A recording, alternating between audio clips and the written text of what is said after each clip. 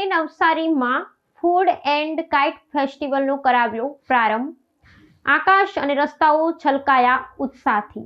નવસારી શહેરના આંગણે ઉત્તરાયણ પૂર્વે જ ઉત્સવનો માહોલ જામ્યો છે। કેન્દ્રીય જળશક્તિ મંત્રી સી.આર. પાટીલના હસ્તે શહેરમાં એક સાથે બે મોટા પ્રકલ્પો અને ઉત્સવનો પ્રારંભ કરવામાં આવ્યો છે। મંત્રીએ નવસારીની નગરજનો માટે આકર્ષણનું કેન્દ્ર બનેલા ફૂડ ફેસ્ટિવલ અને કાઇટ ફેસ્ટિવલને ખુલ્લો મૂક્યો હતો। આ પ્રસંગે તેમણે જણાવ્યું હતું કે આવા આયોજનોથી સ્થાનિક વેપારને વેગ મળે છે અને નાગરિકોમાં સામાજિક એકતાની ભાવના મજબૂત બને છે।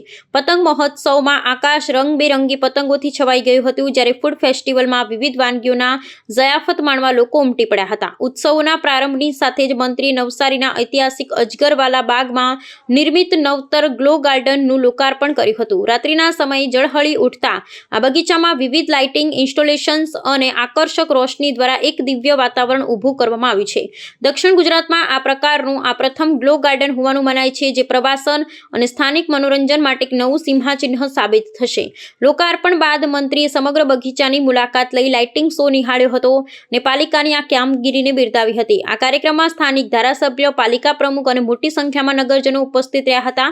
મંત્રી સી.આર. પાટીલ નવસારીના વિકાસ માટે કેન્દ્ર અને રાજ્ય સરકારની કટિબદ્ધતા દોહરાવી હતી।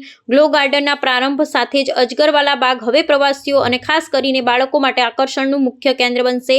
આગામી મકર સંક્રાંતિ સુધી અહીં વિવિધ સાંસ્કૃતિક કાર્યક્રમોની હારમાળા પણ યોજાનાર છે, જે નવસારીના સાંસ્કૃતિક વારસાને વધુ ઉજાગર કરશે।